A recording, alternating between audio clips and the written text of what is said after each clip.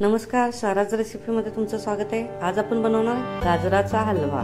त्यासाठी मी इथे अर्धा किलो गाजरे मार्केटमधून आणून किसून घेतलेले आहे, तुम्ही बघू शकता। त्यानंतर एका कढईमध्ये मी 2 चमचे तूप घालून घेतले। तूप गरम झाल्यानंतर त्याच्यामध्ये जो आपण गाजराचा किस किसलेला होता तो टाकून घेऊया आणि त्याला चांगला परतून घेऊया।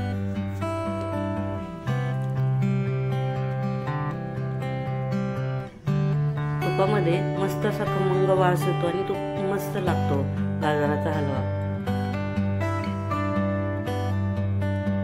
त्यानंतर मी अर्धा लिटर दूध वापरलेले आहे याच्यामध्ये। ते पण आपण एकदम मिक्स करून घेऊया।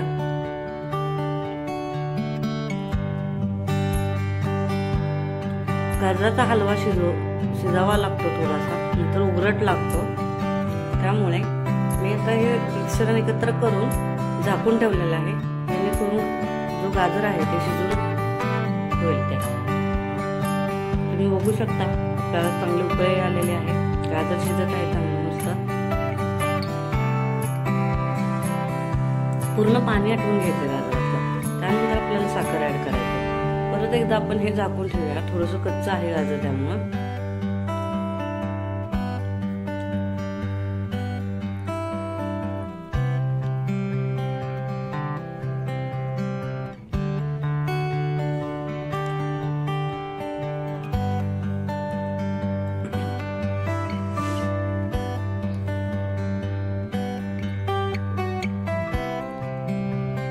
सारखं त्याला हलवत राहायचं, कारण खाली लागू नये। दूध असल्यामुळे खाली लागण्याची शक्यता आहे।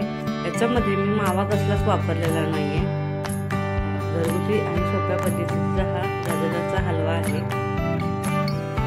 पूर्ण आपल्याला दूध आटवून घ्यायचं आहे त्याच्यातले।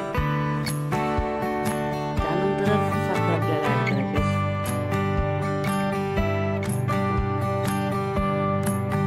परत एकदा मी झाकून ठेवलेलं आहे, मऊ असं शिजवून घ्यायचं आपल्याला।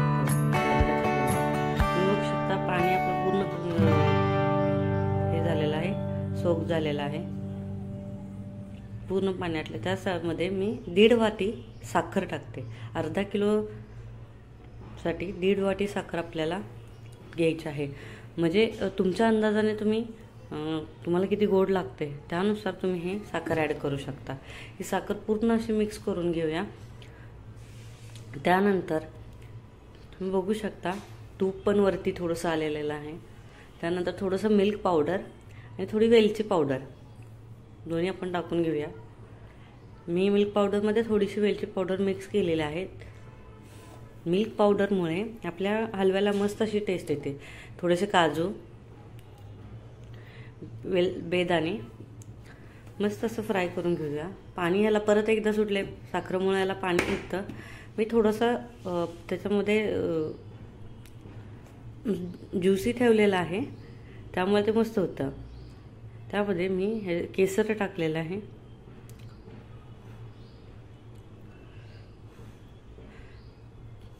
तुम्ही बघू शकता, एकत्र आपण हे मिश्रण करून घेऊया मस्त असं। हे मिश्रण तुम्ही बघू शकता पूर्ण आटवलेलं आहे मी याच्यामध्ये। तुम्ही बघा, पूर्ण त्याचं पाणी आटवलेलं आहे। गाजराचा हलवा आपला छान असा तयार झालेला आहे।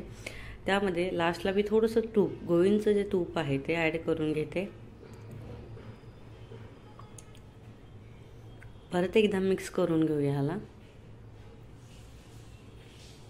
तुम्ही बघू शकता, आपला हा गाजराचा हलवा रेडी झालेला आहे। अशाच नवनवीन रेसिपीसाठी माझ्या चॅनलला लाईक करा, सबस्क्राईब करा।